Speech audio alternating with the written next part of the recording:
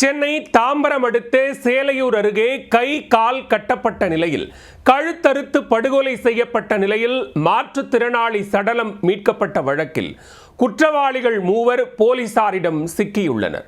குற்றவாளிகள் அளித்த திடுக்கிடும் வாக்குமூலம் என்ன?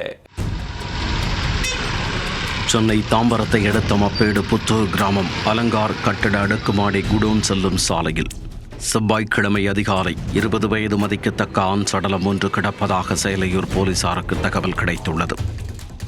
குடோனில் காவலாளியாக வேலை பார்த்து வரும் தேவராஜன் என்பவர் சேலையூர் போலீசாருக்கு இந்த தகவலை கொடுத்துள்ளார். சம்பவ இடத்திற்கு விரைந்து சென்ற போலீசார் ஆய்வு செய்தனர். இறந்து கிடந்த நபர் மீது பிளாஸ்டிக் கவர் போடப்பட்டு ஆரஞ்சு கலர் துணியால் கட்டப்பட்டு கூழாங்கல் கிரஷர் மணல் போடப்பட்டிருந்தது. மேலும் இளைஞரின் கழுத்து அறுக்கப்பட்டிருந்தது தெரிய வந்தது. அந்த நபரின் கை, முகம் உள்ளிட்ட பகுதிகளில் வெட்டப்பட்ட காயங்கள் இருந்ததும் கண்டுபிடிக்கப்பட்டது. சேலையூர் போலீசார் சென்னை பரங்கிமலையில் உள்ள மோப்பனாய் ஸ்குவாருக்கு தகவல் தெரிவித்தனர். டைசன் என்ற மோப்பனாய் சம்பவ இடத்திற்கு கொண்டு வரப்பட்டு ஆய்வு செய்யப்பட்டது. அப்போது மோப்பனாய் இறந்து கிடந்த நபரின் உடலை மோப்பம் பிடித்துவிட்டு மேற்கு பகுதி நோக்கி 300 மீட்டர் தூரம் ஓடிச் சென்று பின்னர் திரும்பி வந்தது.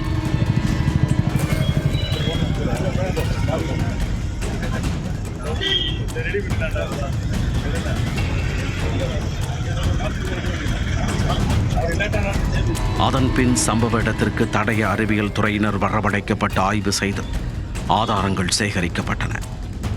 இதையடுத்து உடலை மீட்ட போலீசார் உடற்கூறு ஆய்விற்காக குரோம்பேட்டை அரசு மருத்துவமனைக்கு அனுப்பி வைத்தனர்.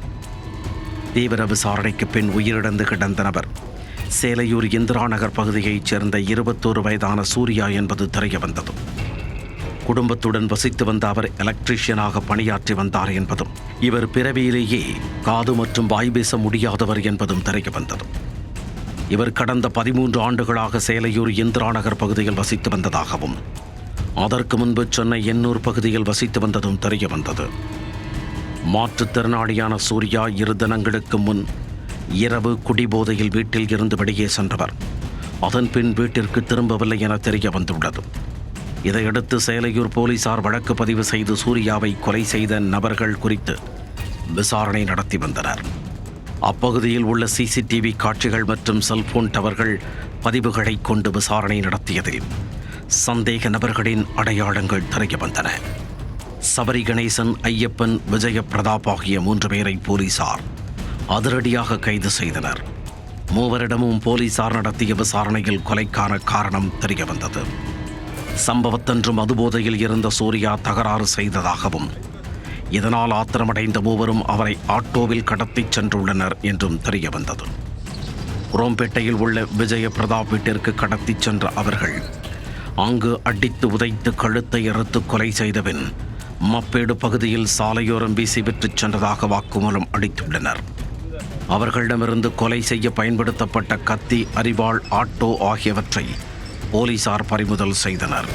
கொலைக்கு வேறு ஏதேனும் காரணம் உள்ளதா என போலீசார் தொடர்ந்து விசாரித்து வருகின்றனர்.